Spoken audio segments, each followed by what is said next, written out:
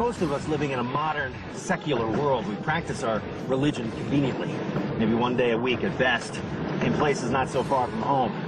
But starting in the 11th century, Christians here, and from places as far away as Egypt, made annual pilgrimages to this remote region here in Ethiopia, to a legendary church built within a mountain cave, where many came to worship, and many came to die.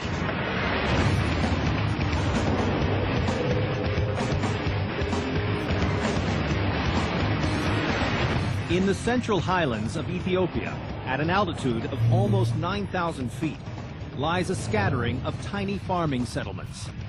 But nearly 1,000 years ago, this area is thought to have been a magnet for sick and dying Christians who came here searching for a miraculous cure or a peaceful end to their suffering in a mysterious burial site near a lake of healing waters. The road is very bumpy. Yeah, this is very bumpy. Our guide, Fukru, led us to the holy site that lured thousands here, a church reputed to float on water. And so you're saying that this valley, what I'm seeing now as a remote village, just a few villagers, this would have been thousands of people, a kingdom. Yes, imagine what like 1,000 years ago was lots of people settling here.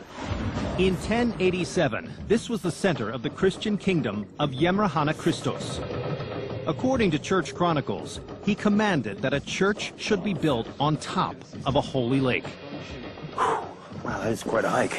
That's really high. Well, so that's the cave there? This is the cave. And the church is right inside? Just there. Incredible. Some believe the king was guided to this isolated spot by a vision.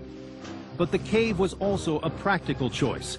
It shelters the church from the elements, preserving it for almost 1,000 years. Look at this location. You climb all the way up here. I mean, no wonder they thought this was a sacred place.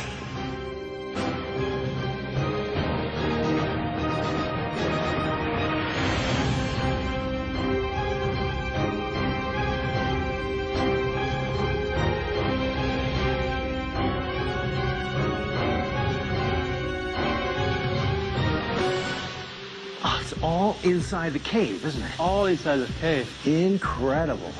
Inside the gated enclosure that covers the mouth of the cave is the church, the king's palace, and a graveyard for thousands of pilgrims who died here. So this building here is the church? Yeah, this is the church. The church was built up in alternating levels of wood and plaster mixed with stone chips, like a layer cake. But today there's no sign of the lake of mystical healing waters that lured pilgrims from hundreds, even thousands of miles away. Unless you know where to look. Oh, there's a door here. If you look at it. Oh, yeah, look at that. Okay, so that's the water underneath. Yeah. This is all wet underneath of here. Yeah. Some believe the original lake was actually swampy ground, and the church foundation a framework of timber or bamboo that evenly distributed the weight of the building above, a technique known as grillage. The groundwater trapped beneath could then be accessed through hatches like this one. So the legend is this true. This is really floating on a secret lake. Yeah. So you can Holy see water, if you will. Huh? Of course. Even if this muddy water has no special curative powers, the church itself receives thousands of visitors a year and is still in active use today. So we had to shut down filming temporarily because there's an active service going on right behind this fence here. It's actually a baptism of a young baby born in the village. So we stepped away out of respect.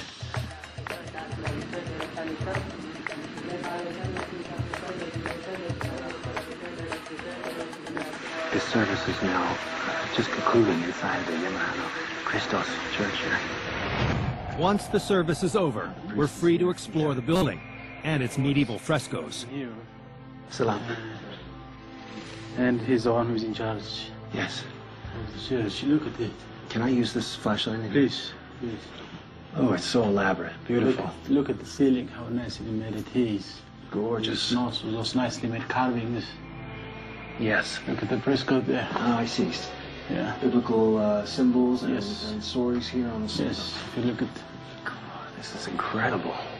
Imagine if you were a pilgrim crossing by foot, miles and miles. I mean, thousands of people would come here. But the ultimate proof of the shrine's power is located behind the church, deep in the cave. Over the centuries, the old and sick have come here. Perhaps they hoped the waters beneath the church would save them. Or maybe they knew they would never leave this sacred spot. Here is the final resting place of King Yamrahana Christos. The king who built this church is buried right here. So this is where he's buried. But he is not alone here. The story goes that people would come and indeed some would be almost at a state of death and would actually stay here and die here in order to die in this legendary sacred space. Right underneath of my feet. Look over here, another one. There's just got to be countless bones. Experts believe the bones of more than 10,000 people rest here in this holy cave. Skull, skull, skull, the teeth. Follow it up, and you are looking at a boneyard. I mean, what do you say? I'm speechless. There are countless bodies, all before me. I've never seen anything like this in my life. Many of the people here may have come from lands as far away as Egypt and elsewhere. They couldn't go to Jerusalem. I mean, like at Lalibela, this place served as an alternative. Okay, this was a new Jerusalem, a place for your final resting place, a place to be closer to God.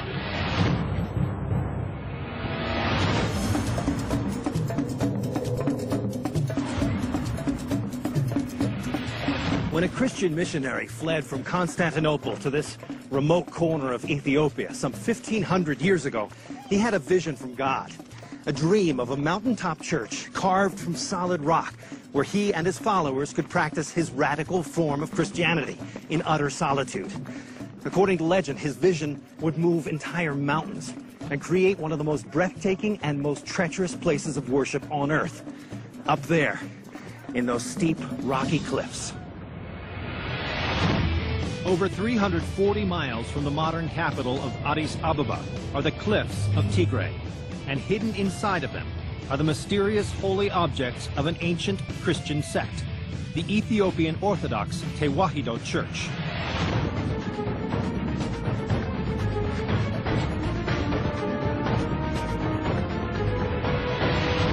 This underground location is actually high in the sky. A church carved into a sandstone cliff about 9,000 feet above sea level. To get to it, the crew and I had to climb 2,500 feet, hauling a few hundred pounds of camera gear. Luckily, our guide, Mulabrahan, who's made this journey more than 30 times, brought a group of local men to help us accomplish our mission. So we're going up there. This is just the approach. And you can see when the whole thing goes straight up.